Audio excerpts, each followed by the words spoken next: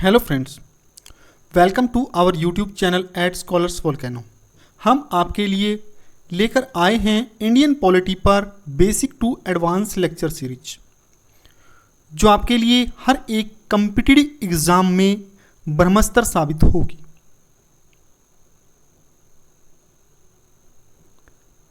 इस तरह की बेहतरीन लेक्चर सीरीज से जुड़े रहने के लिए हमारे YouTube channel at Scholars volcano को लाइक करें, शेयर करें और सब्सक्राइब करें तथा बेल आइकन को प्रेस करना ना भूलें, ताकि हर नई क्लास का नोटिफिकेशन आप तक सबसे पहले पहुंच सके। तो चलिए आज की क्लास की शुरुआत करते हैं। आज का जो हमारा टॉपिक है, भारतीय संविधान की ऐतिहासिक पृष्ठभूमि, यानी historical background of Indian constitution.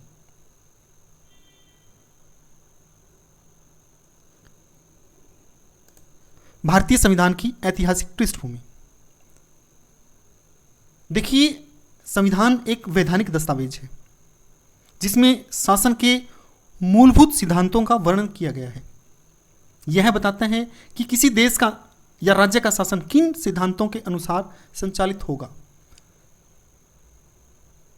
संविधान से ही शासन के जो मूल आदर्श हैं उनका ज्ञान होता है। यही स्पष्ट करता है कि सरकार के विभिन्न अंग किस तरह से कार्य करेंगे, उनके बीच शक्ति का संतुलन किस तरह से होगा, उनके संबंध कैसे होंगे। सरकार और जनता के बीच संबंध को निर्धारित करने का काम भी संविधान ही करता है। इसको राजनीतिक व्यवस्था का बुनियादी ढांचा भी कह सकते हैं। इसमें निहित दर्शन बताता है कि देश में किस प्रकार की सरकार होगी, ऑटोक्रेटिक होगी, डेमोक्रेटिक होगी। यही देश की आधारभूत विधि यानी फंडामेंटल लॉ कहा जाता है। इसी में जनता के विश्वास और उसकी आकांक्षाओं का प्रतिबिंब दर्शाया गया है। संविधान ही नागरिकों को अधिकार प्रदान करता है, उनके कर्तव्यों का निर्धारण करता है, ताकि एक सुशासन व्यवस्था सुनिश्चित की जा सके। अगर हम इसके विकास की बात करते हैं तो भारतीय संविधान व्यवस्था एक क्रमिक विकास का परिणाम है। यानी कह सकते हैं कि इसका जो निर्माण है वो किसी एक निश्चित समय पर नहीं हुआ है, बल्कि एक लंबे काल के दौरान हुआ है। मुख्यतः ब्रिटिश शासन के दौरान इसका विकास हुआ, हम कह सकते हैं। इसके विकास के चरणों को अगर हम बांट के देखते हैं तो मुख्य दो भाग यहाँ पर हमारे सामने आते हैं। एक तो ईस्ट इंडिया कंपनी के शासन के अंतर्गत यानी 1858 तक, दूसरा ब्रिटिश क्राउन के शासन के अंतर्गत यानी 1858 के बाद। देखिए, जो ईस्ट इंडिया कंपनी है वो 1600 में भारत में व्यापार के उद्देश्य से आई थी, जिसको क्वीन एलिजाबेथ प्रथम ने चार्टर के माध्यम से अधिकार प्रदान किया था, जिसका प्रारंभ में उद्देश्य केवल व्यापार करना था। लेकिन 1965 में जब उनको बंगाल, बिहार और उड़ीसा की दीवानी प्राप्त हो जाती है, यानी उनको राजस्व और न्यायिक अधिकार मिल जाते हैं, तो वो एक व्यापारिक कंपनी के साथ साथ राजनीतिक शक्ति बनना प्रारंभ कर देती है। इस राजनीतिक शक्ति पर नियंत्रण पाने के लिए ब्रिटिश सरकार को सामने आना पड़ता है। अब 1858 तक तो कंपनी का शासन जारी रहता है, लेकिन ब्रिटिश जो संसद है वो विभिन्न प्रकार के कानून और चार्टर जारी करती है। उनके तहत ही वो कंपनी के शासन को नियंत्रित करने का प्रयास करती है। और जो ये चार्टर और वो कानून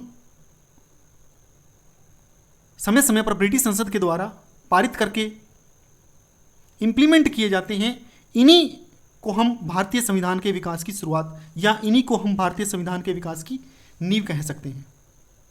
इस प्रकार धीरे धीरे जो प्रशासनिक और कानूनी ढांचा जो भारत में विकसित हो पाया, वो भारतीय संविधान के विकास की एक मुख्य धारा मानी जा सकती है। अगर हम ब्रीफ में देखें तो भारतीय जो संविधान है इसके विकास के दो चरण बताए गए हैं। ईस्ट इंडिया कंपनी के शासन के अंतर्गत यानी 1858 तक, यहाँ पर मुख्य तौर पर रेगुलेटिंग एक्ट 1773 आता है, पिट्स इंडिया एक्ट 1784 है। फिर 4 चार्टर आते हैं जो 20-20 वर्ष के अंतराल में आते हैं, 1793, 1813, 1833 और अंतिम चार्टर 1853 में आता है। उसके बाद 1757 में जो क्रांति हुई, उसके परिणाम के बाद जो ईस्ट इंडिया कंपनी का शासन समाप्त हो जाता है और वो पूर्णतः ब्रिटिश क्राउन के अंतर्गत चला जाता है। यानी 1858 में उन्होंने गवर्नमेंट ऑफ इंडिया एक्ट के माध्यम से पूर्णतः ब्रिटिश क्राउन का शासन प्रारंभ किया। उसके बाद इंडियन काउंसिल एक्ट 1861 आता है, इंडियन काउंसिल एक्ट 1892, उसके बाद इंडियन काउंसिल एक्ट 1909 जिसको मोर्लेमेंटो रिफॉर्म्स के नाम से जाना जाता है, उसके बाद गवर्नमेंट ऑफ इंडिया एक्ट 1919 आता है जिसको मॉन्टेग्यू चेम्सफोर्ड रिफॉर्म्स कहा जाता है। उसके बाद गवर्नमेंट ऑफ इंडिया एक्ट 1935 जो कि एक बहुत ही व्यापक एक्ट था जिसकी भारतीय संविधान में महत्वपूर्ण भूमिका है। उसके बाद अंत में आता है इंडियन इंडिपेंडेंस एक्ट यानी भारतीय स्वतंत्रता अधिनियम 1947 जिसके तहत भारत को स्वतंत्रता प्रदान की जाती है। तो ये जो मुख्य एक्ट्स हैं या जो चार्टर्स हैं समय समय पर ब्रिटिश संसद के द्वारा पारित किए गए जो कि भारत में शासन को रेगुलेट करने का काम करते थे और यही भारतीय संविधान की विकास की रूपरेखा है। तो आइए देखते हैं 1773 का रेगुलेटिंग एक्ट। यह अधिनियम भारत के संविधान विकास में महत्वपूर्ण मील का पत्थर था क्योंकि जो भारतीय संविधान की नींव है वो इसी के तहत पड़ी थी। इस समय इसका जो मुख्य उद्देश्य था वो ईस्ट इंडिया कंपनी पर ब्रिटिश संसद का नियंत्रण स्थापित करना था। इस अधिनियम को लॉर्ड नॉर्थ की सिफारिश पर और जो सीक्रेट कमेटी थी उसकी अनुशंसा के आधार पर पारित किया गया था। इसमें स्पष्ट कहा गया था कि भारत का शासन कंपनी का कोई निजी मामला नहीं है, ब्रिटिश संसद को कानून बनाने का उसके ऊपर पूर्णतः अधिकार है। इसके लिए ब्रिटेन में नियंत्रण व्यवस्था को बनाए रखने के लिए दो संस्थाओं की स्थापना की, कोर्ट ऑफ डायरेक्टर्स यानी निदेशक मंडल की और कोर्ट ऑफ प्रोप्राइटर्स यानी हितधारकों के मंडल की। और साथ ही गवर्नर जनरल की स्थापना भी की गई।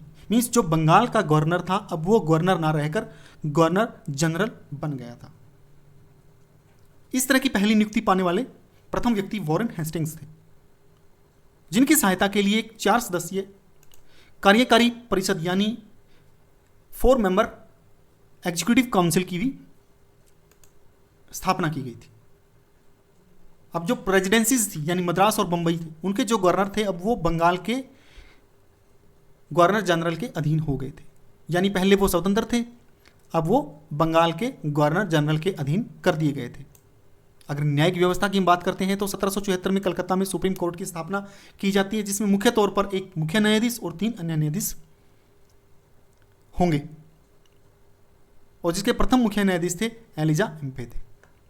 प्रशासनिक सुधारों के तौर पर अब कंपनी के जो कर्मचारी थे उन पर प्रतिबंध लगा दिया कि वो अपना निजी व्यापार नहीं कर सकेंगे, वो किसी से रिश्वत या उपहार नहीं ले सकेंगे। उनको साफ साफ निर्देश दिए गए कि जो राजस्व, सैन्य और जो प्रशासनिक जानकारी है वो ब्रिटिश सरकार को देना अनिवार्य है। अगर इसके महत्व की बात करते हैं तो ब्रिटिश संसद का नियंत्रण इससे क्या हुआ, मजबूत हुआ। भारत में जो केंद्रीकृत प्रशासन है उसकी शुरुआत इससे हो पाई और जो संविधान के विकास की जो नींव थी, ठोस नींव, वो इस एक्ट के माध्यम से रखी गई। इसके बाद आता है पिट्स इंडिया एक्ट 1784। यह अधिनियम भारत में कंपनी के क्षेत्रों पर ब्रिटिश क्राउन के अधिकार का पहला वैधानिक दस्तावेज था जिसको विलियम पिट द यंगर के द्वारा प्रस्तुत किया गया था। यानी कंपनी के कार्यों को नियंत्रित करना यहां पर मुख्य इसका उद्देश्य था। दूसरा, जो व्यापारिक और प्रशासनिक कार्य थे उनको अलग करना था। यानी शक्तियों का यहां पे विभाजन कर दिया गया। अब जो व्यापारिक कार्य थे वो कंपनी के पास यानी कोर्ट ऑफ डायरेक्टर्स के पास रहेंगे और जो प्रशासनिक और राजनीतिक कार्य हैं वो ब्रिटिश सरकार के नियंत्रण में चले गए। यहां पर एक नियंत्रण मंडल यानी बोर्ड ऑफ कंट्रोल की स्थापना की गई जिसमें 6 सदस्यों को शामिल किया गया। पहला चांसलर ऑफ एक्सचेकर, दूसरा सेक्रेटरी ऑफ स्टेट और 4 प्रीवी काउंसिल के सदस्य इसमें शामिल किए गए जिनकी नियुक्ति और हटाने का अधिकार केवल और केवल सम्राट के पास था। इस एक्ट के माध्यम से द्वैध शासन यानी ड्यूल कंट्रोल सिस्टम इंप्लीमेंट किया गया। यानी कोर्ट ऑफ डायरेक्टर व्यापारिक कार्य करेंगे, यानी कंपनी जो व्यापारिक कार्य करेगी, और जो बोर्ड ऑफ कंट्रोल है वो प्रशासनिक कार्य यानी ब्रिटिश सरकार के नियंत्रण में वो काम करेगा। यह जो व्यवस्था थी वो 1858 तक कंटिन्यू रही। अब जो गवर्नर जनरल की परिषद थी उसमें सदस्यों की संख्या 4 से घटाकर 3 कर दी गई थी और उसको अन्य अधिकार जैसे सैन्य प्रशासन, युद्ध व संधि, राजस्व और देसी रियासतों के नियंत्रण के जो अधिकार थे वो गवर्नर जनरल की परिषद को दे दिए गए थे। अगर इस अधिनियम के महत्व की बात करें तो पहली बार भारत को ब्रिटिश आधिपत्य अक्षेत्र घोषित इस एक्ट के माध्यम से किया गया था। ब्रिटिश सरकार को कंपनी के प्रशासन पर पूर्ण नियंत्रण इस एक्ट के माध्यम से मिला था और इससे भारत में जो शासन व्यवस्था वो अधिक ऑर्गेनाइज्ड और सेंट्रलाइज्ड हो पाई थी। इसके बाद आता है 1786 का अधिनियम। इस अधिनियम के तहत जो गवर्नर जनरल था उनको विशेष शक्तियां प्रदान की गई। इसमें मुख्य प्रावधान किया गया कि विशेष परिस्थितियों में वह अपनी परिषद यानी काउंसिल जो उसकी हेल्प के लिए बनाई गई थी, सलाह के लिए उसको प्रदान की गई थी, वो उनके निर्णयों को ओवरराइड यानी निरस्त कर सकता है और अपना निर्णय लागू कर सकता है। इसके अलावा गवर्नर जनरल को प्रधान सेनापति की जो शक्तियां हैं वो भी प्रदान की गई। इस प्रकार की शक्तियां प्राप्त करने वाले जो पहले व्यक्ति थे वो लॉर्ड कॉर्नवालिस थे, जो कि 1786 के एक्ट के माध्यम से उन्होंने इन शक्तियों को प्राप्त किया था। इसके बाद आता है चार्टर एक्ट। चार्टर एक्ट की शुरुआत 1793 में होती है, जो 20-20 वर्ष के अंतराल पर 1853 में जाकर इनका अंत होता है। तो इस अधिनियम के तहत ईस्ट इंडिया कंपनी का जो व्यापारिक अधिकार था वो 20 वर्षों के लिए बढ़ा दिया गया और जो बोर्ड ऑफ कंट्रोल था उसके जो सदस्य थे उनके वेतन की व्यवस्था भारतीय राजस्व से की गई, यानी उनका जो वेतन है वो भारतीय राजस्व से दिया जाएगा। इस तरह की व्यवस्था इस एक्ट के माध्यम से की गई। अगर प्रशासनिक सुधारों की बात करें, जो लिखित विधियां हैं उनके द्वारा प्रशासन करना शुरू किया, यानी अब जो भी प्रशासन होगा वो लिखित विधियों के द्वारा होगा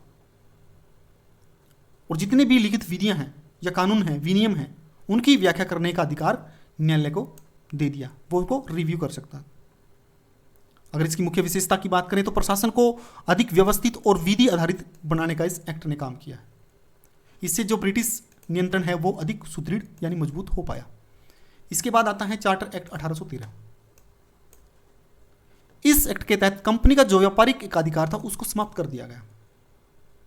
सिर्फ चाय और चीन के साथ अंग्रेज व्यापार कर सकते थे, यानी एकाधिकार उनका बना रहा।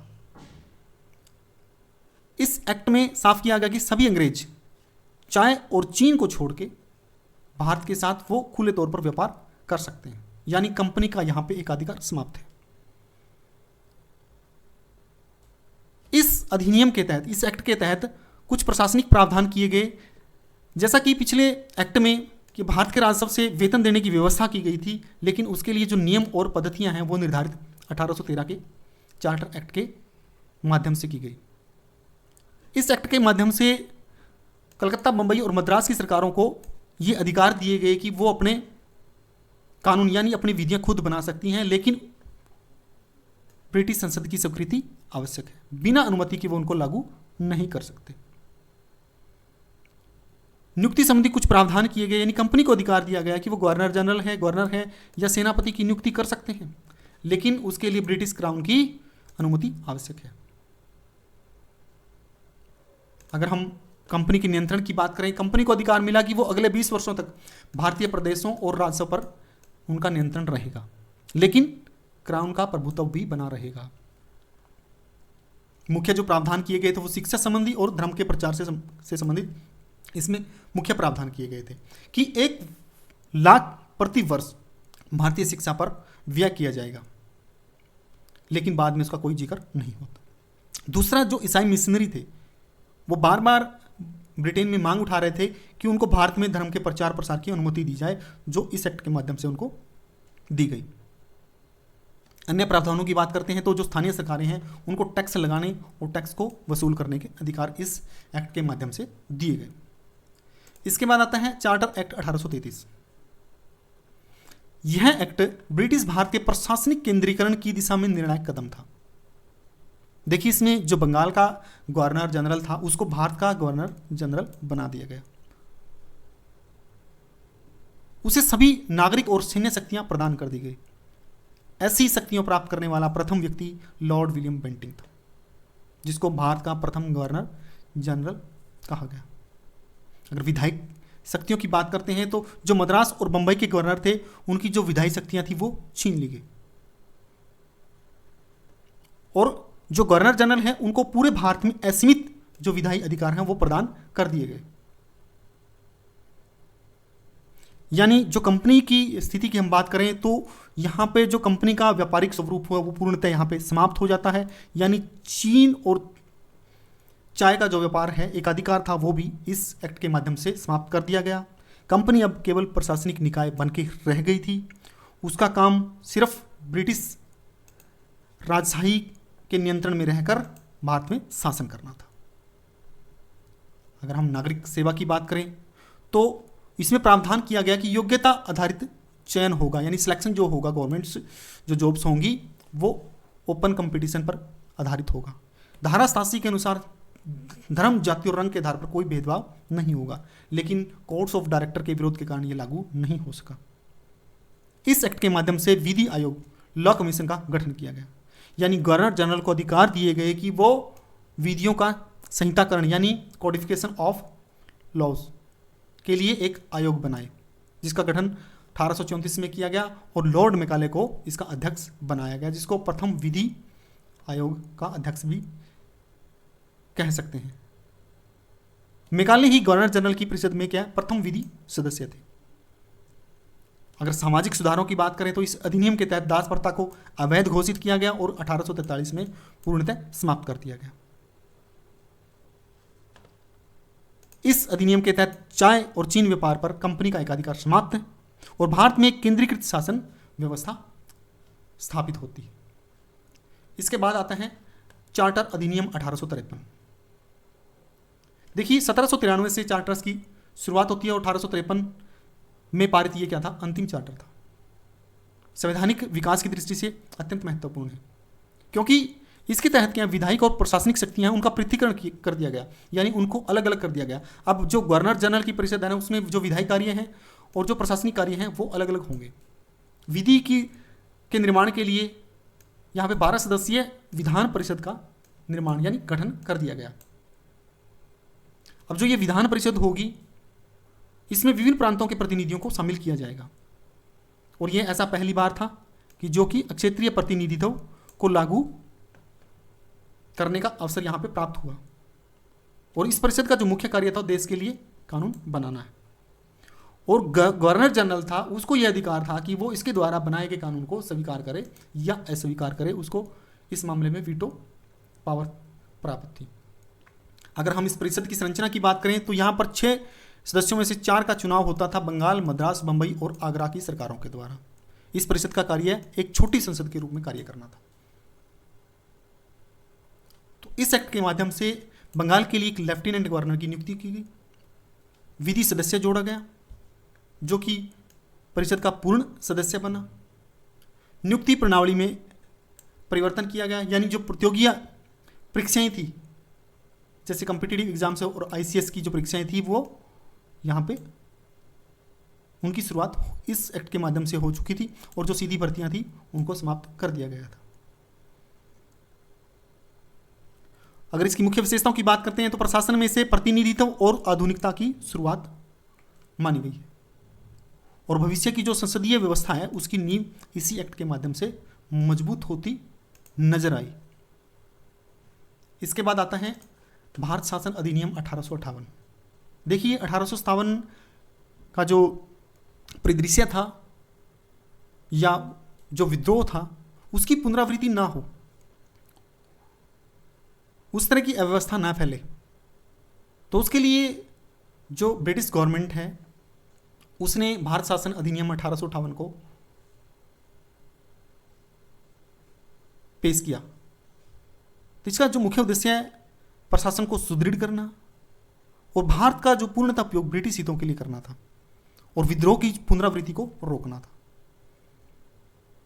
इस एक्ट के माध्यम से ब्रिटिश क्राउन का प्रत्यक्ष शासन भारत में शुरू हुआ, यानी अब सीधे जो क्वीन विक्टोरिया है भारत उसके अधीन चला गया। अब गवर्नर जनरल थे उनको वॉइसरॉय बना दिया गया। वॉइसरॉय सीधा क्या था, ब्रिटिश ताज का प्रतिनिधि था और जो प्रथम वॉइसरॉय थे वो थे लॉर्ड कैनिंग। इस एक्ट के तहत जो द्वैध शासन है, यानी जो board of controller, code of directors है जैसी संस्थाएं बनाई गई थी, उनको क्या समाप्त कर दिया गया। यानी जो ड्यूल गवर्नमेंट का रोल था वो उसका एंड यहाँ पे इस एक्ट के माध्यम से कर दिया गया। उसके स्थान पर सेक्रेटरी ऑफ स्टेट यानी secretary of state for India एक नया पद सृजित किया गया, जिसका मुख्य रोल भारतीय प्रशासन पर पूर्णतः नियंत्रण स्थापित करना, जो कि ब्रिटिश कैबिनेट का एक मुख्य सदस्य है और जो ब्रिटिश संसद के प्रति पूर्णतः उत्तरदायी है। अब वो भारत पर पूर्णतः शासन करेगा। भारत परिषद की बात करें तो ये एक 15 सदस्यीय परिषद है, जिसका कार्य भारत सचिव को सलाह देना था। आर्थिक और सेवाओं के मामलों में सचिव को ये सलाह इसकी माननी आवश्यक थी। अगर प्रशासनिक प्रावधानों की बात करें तो भारत सचिव को अपनी वार्षिक रिपोर्ट ब्रिटिश संसद में प्रस्तुत करनी होती थी। इस एक्ट की घोषणा 1858 में 1 नवंबर 1858 को महारानी के द्वारा की जाती है। अगर इसके महत्व की बात करते हैं तो भारतीयों के अधिकारों को आश्वस्त करना, इसी को ही मैग्ना कार्टा ऑफ इंडिया कहा गया है। इसके बाद आता है भारत परिषद अधिनियम 1861। यह एक महत्वपूर्ण कड़ी इसको कहा जा सकता है। अगर इसकी मुख्य विशेषताओं की बात करें तो यहीं से भारतीय प्रतिनिधित्व की शुरुआत होती है। पहली बार गवर्नर जनरल की जो परिषद थी उसमें भारतीयों को शामिल किया गया, यानी विधायी कार्यों में सहयोग का अधिकार उनको दिया गया। ऐसा अवसर प्राप्त करने वाले मुख्य महाराजा नरेंद्र सिंह, राजा देवनारायण सिंह और सर दिनकर राव, जिनको 1862 में नियुक्त किया गया था। अब तक जो ब्रिटिश शासन के द्वारा लाए गए जो एक्ट्स थे वो केंद्रीकरण की तरफ उनका रुझान था, लेकिन ये ऐसा एक्ट था 1861 का जिसमें विकेंद्रीकरण को शामिल किया गया, यानी जो गवर्नर जनरल की शक्तियां हैं उनका विकेंद्रीकरण कर दिया गया। प्रांतीय विधान परिषदों को कानून बनाने का अधिकार दे दिया गया, जिससे उनको प्रांतीय स्वायत्तता मिली, या प्रांतीय स्वायत्तता की शुरुआत यहीं से कह सकते हैं। इस एक्ट के माध्यम से विधान परिषद का विस्तार किया गया, यानी जो केंद्र में विधान परिषद थी उसमें न्यूनतम 6 और अधिकतम 12 सदस्य होंगे और इनमें से आधे सदस्य गैर सरकारी होंगे। इसी प्रकार कार्यपालिका परिषद में परिवर्तन किया गया, उसमें एक नया सदस्य यानी इसको लॉ मेंबर को जोड़ा गया, यानी विधि विशेषज्ञ को जोड़ा गया। प्रांतीय परिषदों की स्थापना की गई, नई विधान परिषदें स्थापित की गई, जैसे पंजाब है, बंगाल है, उत्तर पश्चिमी सीमांत क्षेत्र है, बंबई और जो मद्रास की जो परिषदें हैं उनको कानून बनाने और उनका संशोधित करने का अधिकार उनको दिया गया। इसी एक्ट के माध्यम से जो पोर्टफोलियो प्रणाली है यानी विभागीय प्रणाली है उसकी शुरुआत मानी जाती है,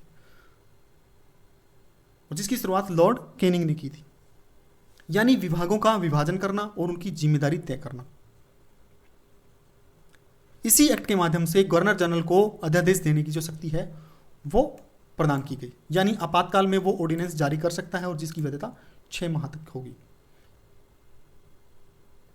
इसके अलावा इसकी कुछ कमियां भी हैं, जैसे जो गैर सरकारी सदस्य हैं उनकी भूमिका क्या थी, सीमित थी। वो प्रश्न नहीं पूछ सकते थे या बजट पर चर्चा नहीं कर सकते थे। गवर्नर जनरल को यहाँ पर वीटो यानी निषेधाधिकार था, वो जो काउंसिल है उसको ओवरराइड कर सकता था या उसकी सलाह मानने से वो इनकार कर सकता था, और ब्रिटिश जो संसद है वो किसी भी कानून को अस्वीकार कर सकती थी। लेकिन फिर भी यह महत्वपूर्ण अधिनियम था क्योंकि यहीं से भारतीयों की भागीदारी की शुरुआत, दूसरा जो विकेंद्रीकरण की दिशा में पहला कदम इसको कहा गया है, और जो आधुनिक विधान प्रणाली है उसकी नींव भी इसी एक्ट यानी भारतीय परिषद अधिनियम 1861 के तहत पड़ी थी। उसके बाद आता है भारतीय परिषद अधिनियम 1892। यह अधिनियम भारत में प्रतिनिधित्व और विधायी सुधारों की दिशा में एक महत्वपूर्ण कदम था। बहुत सारे जो विधायी सुधार हैं या प्रतिनिधित्व को लेकर बहुत सारे सुधार हैं, उनकी दिशा में एक महत्वपूर्ण कदम है। अगर इसकी विशेषताओं की बात करते हैं तो सदस्यों की संख्या में यहाँ पे वृद्धि कर दी गई, यानी जो गैर सरकारी सदस्य थे उनकी संख्या बढ़ा दी गई, लेकिन बहुमत फिर भी सरकारी सदस्यों का ही रहा। अब जब केंद्रीय परिषद की संरचना की बात करते हैं, वहाँ पर न्यूनतम 6 थे और अधिकतम 12 थे। अब यहाँ पे न्यूनतम 10 और अधिकतम 16 उनकी संख्या कर दी गई। इनमें कम से कम 10 सदस्य गैर सरकारी होने आवश्यक रखे गए। और पहली बार अप्रत्यक्ष निर्वाचन प्रणाली यानी इनडायरेक्ट इलेक्शन सिस्टम को लागू किया गया। यानी जो गैर सरकारी सदस्य थे वो नगर पालिका, जिला बोर्ड, विश्वविद्यालय और वाणिज्य मंडल यानी चैम्बर्स ऑफ कॉमर्स से चुने जाते थे। अगर हम विधान परिषद की शक्तियों की बात करें तो उसमें भी वृद्धि की। यानी अब जो सदस्य थे उनको अधिकार मिला कि वो बजट पर चर्चा कर सकते हैं, आर्थिक नीतियों में पर बहस कर सकते हैं, लेकिन उनको वोट देने का अधिकार अभी भी नहीं दिया गया। प्रश्न पूछने का उनको अधिकार दिया कि वो जनहित से जुड़े प्रश्न पूछ सकते हैं, लेकिन सीमित शर्तों के साथ। तो इसके अगर महत्व की बात करते हैं तो भारत में निर्वाचन प्रणाली की शुरुआत इस अधिनियम के तहत मानी जाती है। विधायिका में भारतीयों की भागीदारी की बढ़ोतरी हुई और जो प्रतिनिधि शासन की दिशा में क्या था, एक प्रारंभिक कदम इसको कह सकते हैं, या महत्वपूर्ण कदम इसको कहा जा सकता है। इसके बाद आता है भारतीय परिषद अधिनियम 1909 यानी मॉर्ले मिंटो रिफॉर्म्स, जिसमें John Morley Indian secretary in British parliament हैं और जो लॉर्ड मिंटो हैं वॉइसरॉय हैं, जिसका उद्देश्य 1892 का जो अधिनियम था उसकी कमियों को दूर करना था और जो मुस्लिम अल्पसंख्यक हैं उनको संतुष्ट करना था और जो उग्र राष्ट्रवाद और क्रांतिकारी गतिविधियां चल रही हैं उनको नियंत्रित करना था। अगर इसकी मुख्य विशेषताओं की बात करें तो संविधान परिषदों का विकास या विस्तार किया गया, यानी केंद्रीय परिषद के सदस्य अब 16 से बढ़कर 60 हो गए। प्रांतीय जो परिषदें थी उनके आकार को भी बढ़ाया गया। सरकारी व गैर सरकारी सदस्यों की अगर बात करें, केंद्र में क्या सरकारी बहुमत क्या है बना रहा, प्रांतों में गैर सरकारी बहुमत को अनुमति दी गई। विधायिक शक्तियों में वृद्धि की गई, यानी सदस्यों को अब अधिकार दे दिए गए कि वो पूरक प्रश्न पूछ सकते हैं, बजट पर चर्चा कर सकते हैं, प्रस्ताव रख सकते हैं। कार्यपालिका में भारतीयों की जो भागीदारी है वो इस एक्ट के माध्यम से बढ़ी, यानी भारतीयों को वायसराय की कार्यपालिका परिषद में शामिल किया गया। ऐसे प्रथम जो व्यक्ति थे वो सत्येंद्र सिन्हा थे, जो विधि सदस्य के तौर पर उनको शामिल किया गया था, प्रथम भारतीय थे। इसी एक्ट के माध्यम से पृथक निर्वाचन प्रणाली यानी सेपरेट इलेक्टोरेट्स को लागू किया गया, यानी मुस्लिमों के लिए अलग निर्वाचन व्यवस्था शुरू की गई। यानी मुस्लिम प्रतिनिधि केवल मुस्लिम मतदाताओं द्वारा ही चुने जाते थे।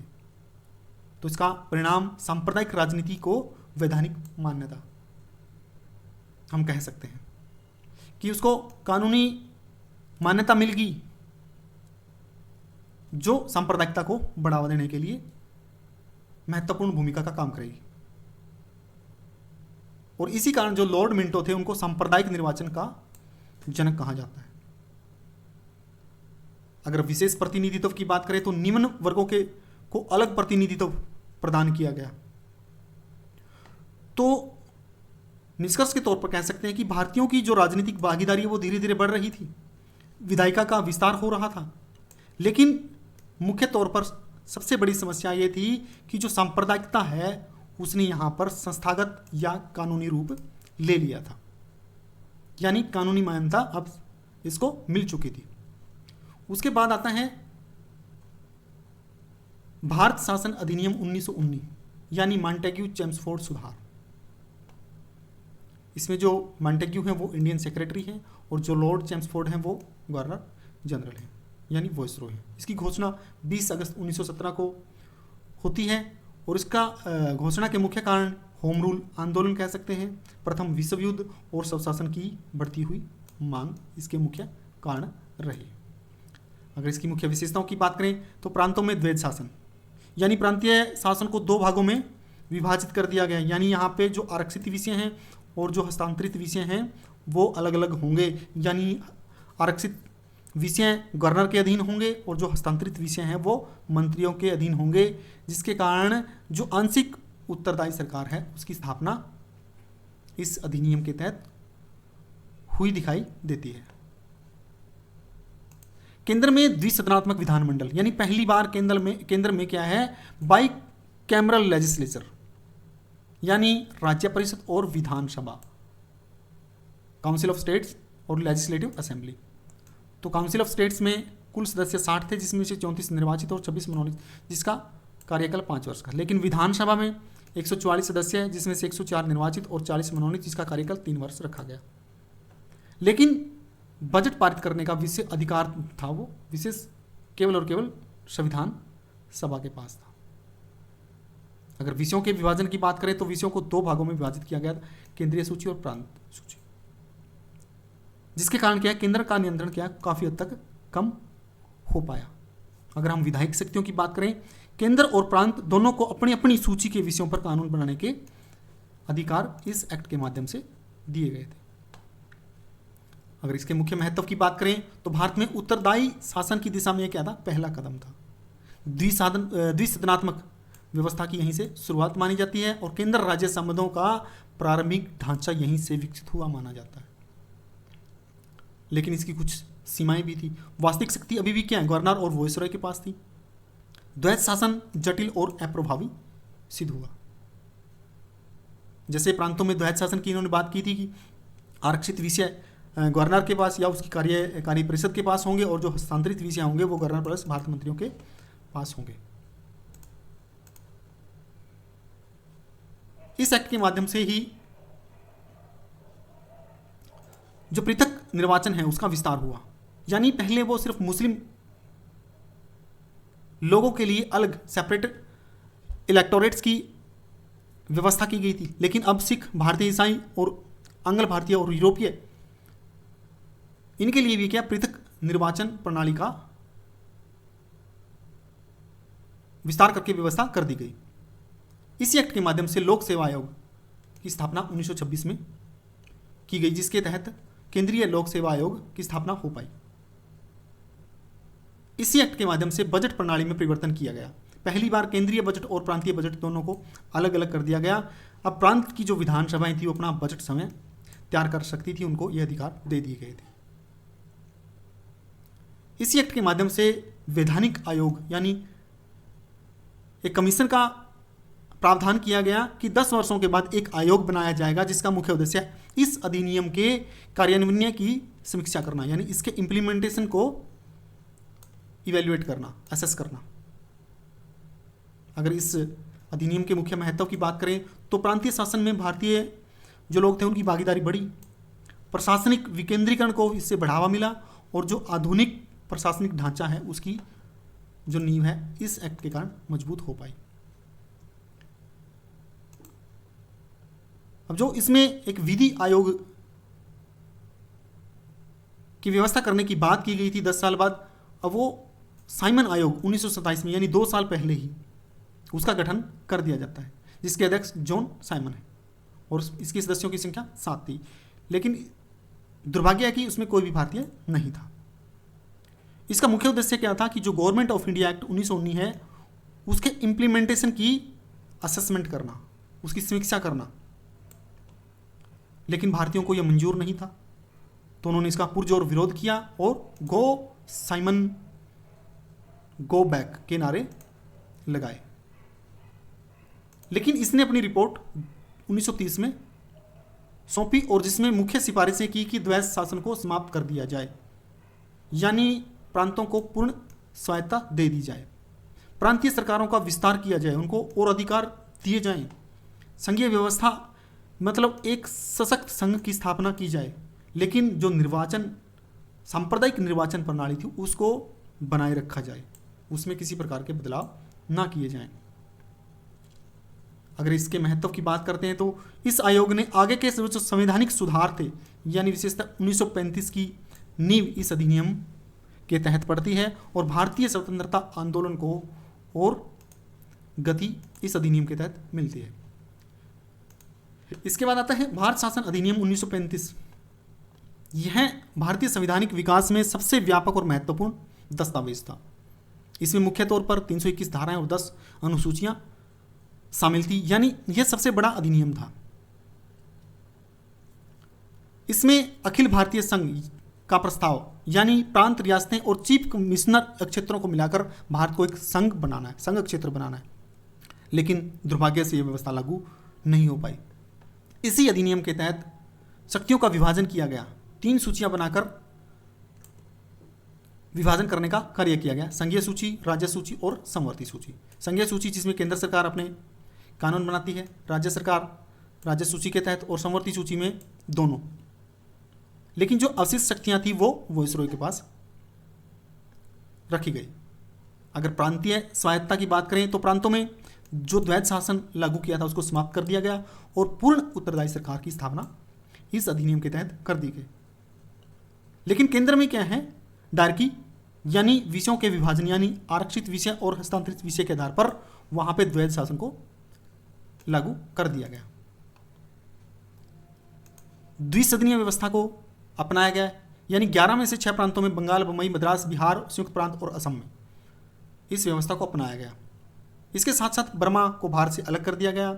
इंग्लैंड में भारत परिषद का जो पद था उसको समाप्त कर दिया गया। भारत सचिव को सलाहकार दिए गए और जो प्रतिनिधि तब था उसका विस्तार कर दिया गया। यानी जो सांप्रदायिक निर्वाचन का विस्तार पहले कुछ कम्युनिटीज तक था, अब वो बढ़ाकर क्या दलित वर्ग, महिलाएं और मजदूर वर्गों को भी उसमें शामिल कर लिया गया। इसके तहत संघ लोक सेवा आयोग, राज्य लोक सेवा आयोग और संयुक्त सेवा जैसे आयोगों की स्थापना की गई। 1937 में फेडरल कोर्ट, जिसके प्रथम मुख्य न्यायाधीश मॉरिस ग्वेर थे, की स्थापना की गई। इसके तहत ही रिजर्व बैंक ऑफ इंडिया, जो कि मुद्रा और साख नियंत्रण के लिए अत्यंत महत्वपूर्ण था, उसकी स्थापना की गई। अगर इसके मुख्य महत्व की बात करें तो भारतीय जो संविधान है उसका आधार क्या है, भारत शासन अधिनियम 1935 है, जो संघीय ढांचे और प्रशासनिक व्यवस्था की नींव माना जाता है, जिसके तहत प्रांतीय स्वायत्तता और लोकतांत्रिक प्रक्रियाओं को मजबूती मिली। 1935 के अधिनियम के बारे में पंडित नेहरू ने कहा है कि यह अनेक ब्रेकों वाली इंजन रहित गाड़ी है, तथा जिन्ना ने इसे पूर्णतः सड़ा और मूल रूप से बुरा कहा है। इसकी बहुत सारी आलोचनाएं हुई हैं। निष्कर्ष के तौर पर हम कह सकते हैं कि यह अधिनियम, इसमें अत्यधिक नियंत्रण और इसकी बहुत सारी सीमाएं हैं। वास्तविक लोकतंत्र इसके तहत स्थापित नहीं हो पाया। इस कारण से जो भारतीय नेता थे उन्होंने इसको अस्वीकार कर दिया, क्योंकि ये पूर्णतः इन्होंने इसको गला सड़ा बताया है, मूल रूप से बुरा बताया है, अनेक ब्रेकों वाली इंजन रहित गाड़ी बताया है। उनके अनुसार यह भारत के लिए किसी काम का नहीं, इसलिए इसको इन्होंने पूर्णतः अस्वीकार कर दिया। इसके बाद आता है क्रिप्स मिशन 1942। 22 मार्च 1942 को आगमन होता है, जिसका नेतृत्व स्टैनफोर्ड क्रिप्स के द्वारा किया जाता है। यह पूर्णतः एक सदस्यीय मिशन था, जिसका उद्देश्य द्वितीय विश्व युद्ध के दौरान भारत में संवैधानिक समाधान प्रस्तुत करना था। इसका जो मुख्य प्रस्ताव था वो भारतीय संघ की स्थापना करना, यानी भारत को एक संघ बनाया जाएगा जो ब्रिटिश सम्राट के अधीन औपनिवेशिक स्वराज्य यानी डोमिनियन स्टेटस रखेगा। युद्ध के बाद संविधान सभा बनाई जाएगी। इसमें ब्रिटिश भारतीय प्रांत और देशी रियासतों को शामिल किया जाएगा, जो भारत के संविधान का निर्माण करेगी। और यह संविधान सभा के द्वारा बनाए गए संविधान को स्वीकार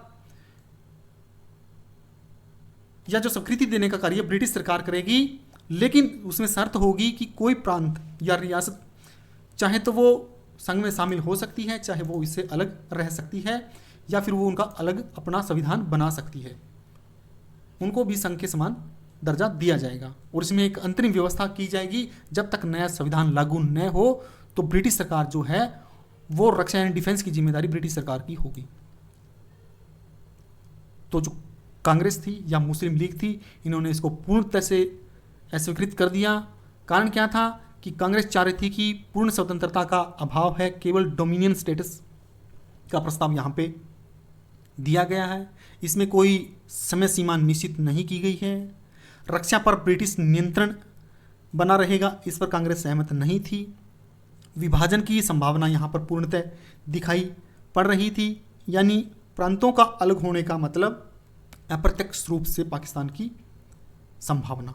तो गांधी ने इसको पोस्ट डेटेड चेक कहा, तो मुस्लिम लीग ने भी इसको अस्वीकार कर दिया, क्योंकि इसमें पाकिस्तान का कोई प्रावधान नहीं था। तो अगर इसके मुख्य महत्व की बात करें तो पहली बार संविधान सभा का स्पष्ट प्रस्ताव इस अधिनियम के तहत या इस मिशन के तहत लाया गया था। परंतु यह किसी कारण सफल न हो पाया। उसके बाद आती है वेवल योजना, यानी 4 जून 1945 को लॉर्ड वेवल इसको प्रस्तुत करते हैं, जिसका उद्देश्य द्वितीय विश्व युद्ध के बाद भारत में संवैधानिक गतिरोध को समाप्त करना और अंतरिम शासन की व्यवस्था करना। इसके जो मुख्य उद्देश्य थे, अंतरिम व्यवस्था, यानी प्रस्ताव में जब तक भारतीय संविधान समय ना बना ले तब तक एक अंतरिम सरकार बनाई जाए। इसमें आगे कहा गया कि कार्यकारिणी परिषद का पुनर्गठन, यानी वायसराय की जो परिषद है उसमें वायसराय और सेनाध्यक्ष को छोड़कर सभी सदस्य भारतीय होंगे। आगे बताया गया कि इसमें समान प्रतिनिधित्व, यानी परिषद में हिंदू मुस्लिम को समान प्रतिनिधित्व दिया जाएगा। इसका जो स्वरूप होगा वो राष्ट्रीय सरकार के जैसा होगा, यानी जो कार्यकारिणी परिषद है वो अंतरिम राष्ट्रीय सरकार की तरह कार्य करेगी और वायसराय बिना किसी कारण के वीटो का प्रयोग नहीं करेगा। ये इसमें वेवल योजना में मुख्य प्रावधान थे। इसके साथ ही जो नेता थे, यानी भारत छोड़ो आंदोलन के जो मुख्य नेता रहे हैं, जिनको जेल में डाल दिया गया था, उनको रिहा किया जाएगा और उसके बाद 1945 में ही शिमला सम्मेलन बुलाया जाएगा। लेकिन ये योजना असफल रहती है क्योंकि कांग्रेस इसका पुरजोर विरोध करती है, कारण अखंड भारत की डिमांड। मुस्लिम लीग इसका विरोध करती है क्योंकि पाकिस्तान की मांग अस्वीकार होना। तो इसके फेलियर के जो मुख्य कारण रहे हैं वो हिंदू मुस्लिम मतभेद रहे हैं, प्रतिनिधित्व पर विवाद रहा है और कांग्रेस व लीग के बीच समझौता न हो पाना इसके फेलियर के रीजंस हैं। यानी कह सकते हैं कि जो वेवल योजना है भारत में राजनीतिक गतिरोध को दूर करने में पूर्णतः असफल रही, लेकिन इसने जो आगे की संवैधानिक प्रक्रिया है, जैसे कैबिनेट मिशन जैसे मिशन के लिए मार्ग को प्रशस्त कर दिया।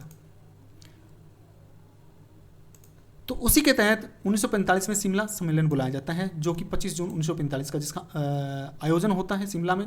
यह एक सर्वदलीय सम्मेलन था जिसका नेतृत्व अबुल कलाम आज़ाद ने किया था। इसमें कुल जो प्रतिनिधि थे वो 22 प्रतिनिधियों ने इसमें भाग लिया था।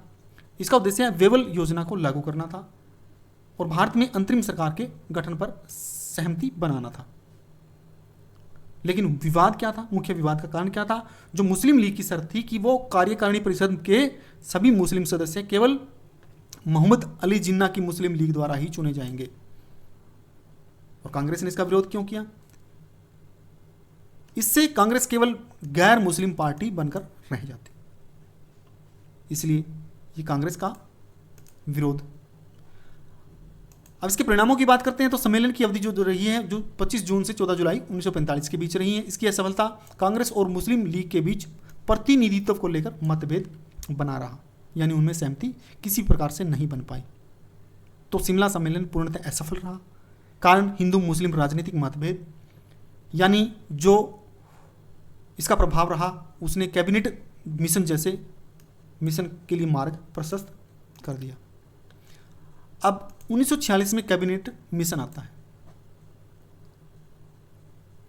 जिसका निर्णय क्लीमेंट एटली के द्वारा 22 जनवरी 1946 को लिया गया, जिसका उद्देश्य भारत में राजनीतिक गतिरोध को समाप्त करना था और सत्ता हस्तांतरण का मार्ग तैयार करना था। इस मिशन के जो सदस्य थे वो पैथिक लॉरेंस, स्टैफोर्ड क्रिप्स और एवी अलेक्जेंडर थे। 16 मई 1946 को इस योजना के जो मुख्य प्रावधान थे वो इस प्रकार थे। अखिल भारतीय संघ, यानी ब्रिटिश भारत और देशी रियासतों को मिलाकर यूनियन ऑफ इंडिया का गठन किया जाएगा और संघ के अधीन विदेशी रक्षा और संचार जैसे विषयों को संघ के अधीन रखा जाएगा। संघीय संरचना की बात करते हैं तो संघ की अपनी क्या होगी? एक कार्यपालिका, विधानपालिका होगी और अन्य विषय प्रांतों के पास होंगे। साथ ही संविधान सभा का गठन, यानी जो कुल 389 जो सदस्य हैं उनमें से 292 ब्रिटिश प्रांतों से थे, 93 देशी रियासतों से थे और 4 जो चीफ कमिश्नरीज थी वहाँ से, उनको मिलाकर अप्रत्यक्ष चुनाव प्रणाली के आधार पर और जनसंख्या के प्रतिनिधित्व के आधार पर संविधान सभा का गठन किया गया, जिसके कुल सदस्य 389 थे। अगर हम इसके विशेष प्रतिनिधित्व की बात करें तो इसमें महिला सदस्यों की संख्या 15 थी, SC 26 और ST से 33 सदस्यों को शामिल किया गया था। अगर हम प्रांतीय समूह की बात करें तो आपस में उनको समूह बनाने की स्वायत्ता या छूट थी, अनुमति थी। देशी रियासतों का जो प्रतिनिधि था वो तय किया जाना था कि बातचीत और समझौते के माध्यम से उसको सुनिश्चित किया जाएगा। इसके आधार पर एक अंतरिम सरकार का गठन किया गया जिसके कुल 14 सदस्य थे, जिसमें 6 कांग्रेस से, 5 मुस्लिम लीग से, 1 ईसाई, 1 सिख और 1 पारसी। तो इसके अनुसार जो महात्मा गांधी हैं उन्होंने कहा कि यह परिस्थितियों में ब्रिटिश सरकार की सर्वश्रेष्ठ योजना थी। यानी जिस तरह की परिस्थितियां चल रही थी उस दौरान यह ब्रिटिश सरकार द्वारा लाई गई सर्वश्रेष्ठ योजना है। इस योजना ने संविधान सभा के गठन का मार्ग प्रशस्त किया। भारत के संविधान के निर्माण की शुरुआत यहीं से मानी जाती है और इसी के आधार पर सत्ता का जो हस्तांतरण था उसकी दिशा में एक निर्णायक कदम इस योजना को माना गया। अब बात आती है अंतरिम सरकार का गठन। अब इसका गठन 24 अगस्त 1946 को किया गया, जिसका नेतृत्व जवाहरलाल नेहरू ने किया और जिसका समारोह 2 सितंबर 1946 को था। प्रारंभ में ऑल इंडिया मुस्लिम लीग इसमें शामिल नहीं थी। तो अगर इसकी संरचना की बात करते हैं तो अंतरिम सरकार वास्तव में वायसराय की कार्यकारिणी परिषद थी, जिसके अध्यक्ष लॉर्ड माउंटबेटन थे और जिसके उपाध्यक्ष जवाहरलाल नेहरू थे। मुस्लिम लीग की भागीदारी की बात करते हैं तो प्रारंभ में उन्होंने भाग नहीं लिया, लेकिन वो 26 अक्टूबर 1946 को शामिल हो जाते हैं, वो भी इस उद्देश्य से कि सरकार के भीतर रहकर पाकिस्तान की मांग को आगे बढ़ाया जा सके। अगर हम अंतरिम सरकार के सदस्यों की बात करते हैं तो वो इस लिस्ट के माध्यम से आप देख सकते हैं कि पहला जो सदस्य है वो जवाहरलाल नेहरू, जिनको विभाग प्रदान किया गया था और राष्ट्रमंडल संबंध थे और विदेशी मामले थे। दूसरा, सरदार वल्लभ भाई पटेल को गृह, सूचना और प्रसारण मंत्रालय प्रदान किया गया। डॉक्टर राजेंद्र प्रसाद खाद्य एवं कृषि विभाग, जॉन मथाई को उद्योग एवं नागरिक आपूर्ति विभाग, जगजीवन राम श्रम मंत्री, सरदार बलदेव सिंह रक्षा मंत्री, HC भाभा कार्य खनन एवं ऊर्जा मंत्री, लियाकत अली खां वित्त मंत्री, अब्दुल रब नस्तार डाक, वायु, रेलवे व संचार मंत्री, C राजगोपालाचारी शिक्षा एवं कला, I चुंदिरगर वाणिज्य मंत्री और गजनफर अली खां स्वास्थ्य मंत्री और योगेंद्र नाथ मंडल विधि मंत्री। यानी ये अंतरिम सरकार 1946 में जिसका गठन किया गया था। कुछ समय के बाद इसमें सदस्य परिवर्तन होता है। पहले 3 मुस्लिम सदस्य जो कि लीग से नहीं थे, लेकिन अब लीग के 5 मुस्लिम सदस्यों को शामिल किया गया और जो पूर्व मुस्लिम सदस्य थे जो लीग से नहीं थे उनको हटा दिया गया। अब विधि मंत्री के रूप में अब जोगेंद्र नाथ मंडल को नॉमिनेट किया गया। इस पर डॉक्टर अंबेडकर ने कहा है यह एक देश की सरकार है जिसे 2 राष्ट्र चला रहे। अगर इसकी पहली बैठक की बात करते हैं तो 9 दिसंबर 1946 को दिल्ली में होती है, लेकिन मुस्लिम लीग इसका बहिष्कार करती है। ब्रिटिश सरकार का निर्णय था कि संविधान सभा के माध्यम से संविधान निर्माण का कार्य शुरू किया जाए। और उसके मुख्य महत्व की बात करते हैं तो भारत में पहली बार भारतीय नेतृत्व वाली सरकार बनी। इसके माध्यम से सत्ता हस्तांतरण की प्रक्रिया शुरू हो पाई। लेकिन जो कांग्रेस और मुस्लिम लीग है उसमें अब भी जो मतभेद थे वो स्पष्ट रहे। इसके बाद आती है माउंटबेटन योजना 3 जून 1947 को। घोषणा से पूर्व जो क्लेमेंट एटली थे उन्होंने 20 फरवरी 1947 को सत्ता हस्तांतरण की घोषणा की और लॉर्ड माउंटबेटन को भारत भेजा, जिन्होंने 3 जून 1947 को अपनी योजना प्रस्तुत की, जिसका मुख्य उद्देश्य भारत में सत्ता का त्वरित और शांतिपूर्ण हस्तांतरण था और जो राजनीतिक गतिरोध चल रहा था उसको समाप्त करना था। योजना में जो मुख्य प्रावधान किए गए थे वो इस प्रकार थे। भारत का विभाजन, यानी भारत को विभाजित करके 2 भागों में बांट दिया जाए, पाकिस्तान और हिंदुस्तान। जनमत संग्रह के आधार पर निर्णय लिए जाएं, मतदान आधार पर निर्णय लिए जाएं, बंगाल और पंजाब का विभाजन कर दिया जाए, संविधान सभा का विभाजन करके दोनों के लिए अलग अलग संविधान सभा स्थापित की जाए, दोनों को डोमिनियन स्टेटस दिया जाए, देशी रियासतों को स्वतंत्र रखा जाए, या किसी भी भारत या पाकिस्तान में विलय होने की उनको स्वतंत्रता दी जाए। इस योजना को इंडियन नेशनल कांग्रेस और ऑल इंडिया मुस्लिम लीग दोनों के द्वारा स्वीकार कर लिया गया। तो इस योजना के तहत भारत का विभाजन सुनिश्चित हुआ, स्वतंत्रता का मार्ग प्रशस्त हुआ। 15 अगस्त 1947 को भारत और पाकिस्तान दो स्वतंत्र राष्ट्रों के रूप में उभरे। इसके बाद आता है अंतिम भारतीय स्वतंत्रता अधिनियम 1947, यानी इसको 4 जुलाई 1947 को ब्रिटिश संसद में प्रस्तुत किया गया, जिसको 18 जुलाई 1947 को स्वीकार कर लिया गया, जिसका मुख्य आधार माउंटबेटन प्लान था। नॉर्मन डी पाल्मर ने इसके ऊपर टिप्पणी की, यह सबसे महत्वपूर्ण विधेयकों में से एक था जो बहुत कम समय में पारित हो गया। अगर इसके मुख्य प्रावधानों की बात करें तो 2 स्वतंत्र राज्यों की स्थापना, यानी भारत और पाकिस्तान दोनों को डोमिनियन स्टेटस। उसके बाद गवर्नर जनरल, प्रत्येक देश में एक गवर्नर जनरल होगा जिसकी नियुक्ति ब्रिटिश सम्राट के द्वारा होगी। संविधान सभा के अधिकारों की जब बात करते हैं तो दोनों देश अपनी अपनी संविधान सभा के तहत संविधान बनाएंगी, साथ वही विधानमंडल के रूप में भी कार्य करेंगे। जब तक नया संविधान लागू न हो जाता तो शासन अधिनियम 1935 के तहत ही चलेगा। सीमा निर्धारण की बात आती है तो उसके लिए पंजाब सीमा आयोग और बंगाल सीमा आयोग का गठन किया गया, जिसकी अध्यक्षता सिरिल रैडक्लिफ के द्वारा की गई। ब्रिटिश संसद के नियंत्रण को समाप्त कर दिया गया। संविधान सभा जब विधानमंडल के रूप में कार्य करेगी उस पर ब्रिटिश संसद का कोई नियंत्रण नहीं होगा। अगर इसके महत्व की बात करते हैं तो भारत को औपचारिक स्वतंत्रता प्राप्त होती है, ब्रिटिश शासन का अंत होता है और 2 नए राष्ट्रों का जन्म होता है।